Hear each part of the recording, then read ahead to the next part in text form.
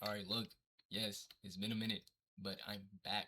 Okay, I got you. I got a lot of things to talk about, so I may record like 3 videos back to back to back. We're gonna see how this goes. But today I want to talk about discipline and how it interacts with faith. So here we go. Most people think discipline is about willpower. Like if you try harder, wake up earlier, push through, that's what makes you disciplined. And I'm not going to sit here and tell you that your effort doesn't matter. Obviously, it does. But I want to make an argument today that just might mess with how you think about this. Discipline isn't just a habit, it's an act of faith. And if you're missing that piece, that's probably why your discipline keeps breaking down. Here's how most people approach discipline, right? They see a goal: lose weight, read more, save money, wake up at 6 a.m., and they try to force themselves into it. They rely on motivation. They make vision boards, they get hyped up on Sunday night, and then by Wednesday, it's gone. You already quit. We've all been there. Shoot, I've been there. You feel me? And when they fail, they tell themselves, I just don't have enough discipline. Like it's some personality trait that they're born with or without. But here's what I think is actually happening: the real issue isn't willpower, it's belief. Think about it this way: why would you constantly wake up at 5 a.m. for a race? Because you believe that showing up consistently will get you to the finish line. Why would you not go spend money on things you want right now? Because you believe saving will put you in a better position later. Discipline always assumes something about the future. It says, what I do today matters for what comes tomorrow.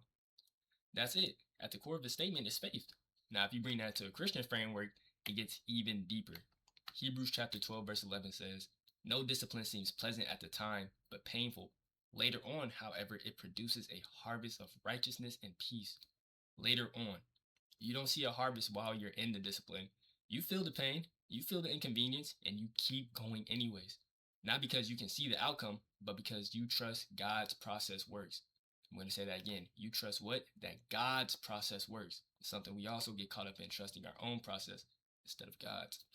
But that's faith. That's exactly what faith is. Hebrews chapter 11, verse 1 says, faith is the faith is the substance of things hoped for and the evidence of things not seen. Discipline is you acting on what you can't see yet. You're betting your time, your comfort, your energy, all that on a future that hasn't even arrived yet. And as a believer, you're doing that because you trust that God who designed you also designed the process of growth. Now, here's the part that hit me personally, and it may hit you too. If discipline is an act of faith, then a lack of discipline might be a lack of trust. I'm going to say that again. If discipline is a lack of faith, then a lack of discipline may be a lack of trust. Not just laziness, not just weakness, but a deep seated belief that it won't work, that the effort won't pay off, that you've tried before and it didn't matter. And honestly, that's a spiritual problem as it is a practical one. Because what you're saying is, when you give up, I don't believe the process leads to anywhere good. And sometimes that's about the goal itself. Maybe it's not the right goal, but often it's a trust issue. We don't trust ourselves, we don't trust the problem, the process, and underneath that, we really don't trust God. Proverbs chapter 3, verse 11. I don't know why I said 11. Proverbs chapter 3, verse 5.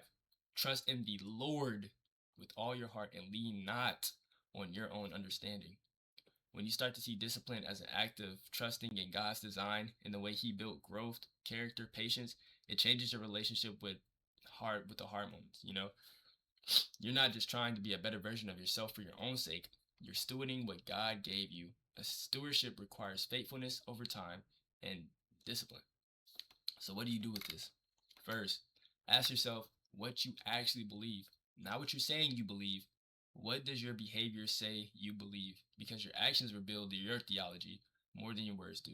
Second, connect your disciplines to something eternal. Well, you feel me? Internal, like it's gonna last long. I said that word so wrong. Um, the reason you're working on your body, your finances, your mind, it shouldn't be just for aesthetics or status. It should be because you want to show up and fully in the calling that God has placed on your life. That gives discipline a why. That gives discipline a why that lasts longer than motivation does. And third, start small and be faithful. Luke chapter 16, verse 10 reads, whoever can be trusted with very little can also be trusted with much. God isn't asking you to overhaul your entire life this week. He's watching what you do with the small thing today. Discipline isn't about willpower. It's not a willpower game. It's a faith game. Every time you do something you said you were going to do, be it even making your bed when you wake up, even when you don't feel like it, You're making statements. You're saying, I believe what I do today matters. I believe God's process works. I trust Him with my time and my effort. That's not hustle culture. That's stewardship. That's faith in motion. If this hit you, I mean, let me know because it hit me.